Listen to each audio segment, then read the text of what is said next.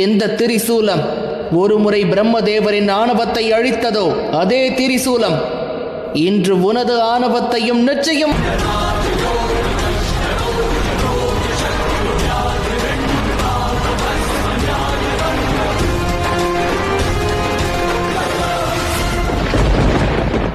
மகாதேவா, அசம்பாவிதத்தை நிகழ்த்தி விடாதீர்கள். விதிக்கப்பட்டதாகும். நான் தங்களுடைய சாபத்தினை ஏற்றுக்கொண்டேன்.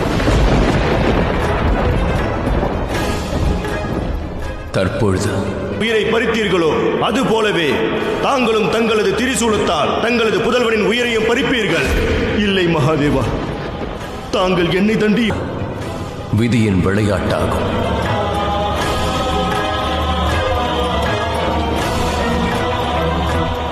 இந்த விதியை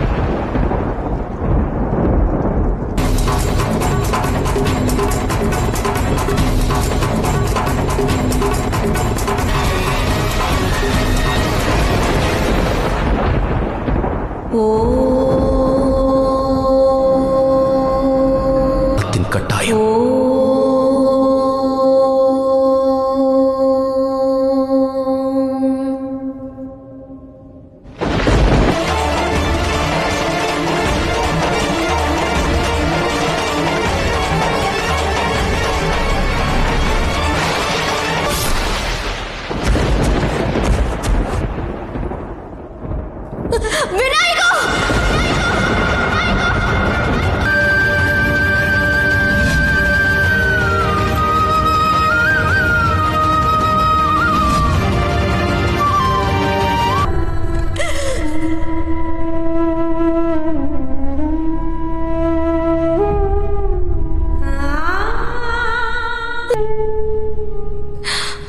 என்னுடைய புதல்வனுக்கு இப்படி ஒரு நிலையா?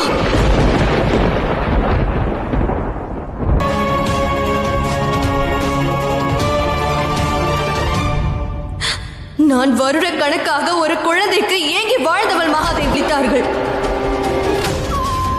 அவனது ஆனந்தமான முகத்தை பார்த்து அனைவரும் மகிழ்ச்சி அடைந்தார்கள். ஆனால் தாங்கள் இப்படி செய்து விட்டீர்களே. ஒரு கணவனின் கடமையானது தன் மனைவிக்கு மகிழ்ச்சியை அளிப்பதுதான். ஆனால் தாங்கள் என் நாயகரின் இந்த நிலைமைக்கு எவரேனும் காரணம் என்றால்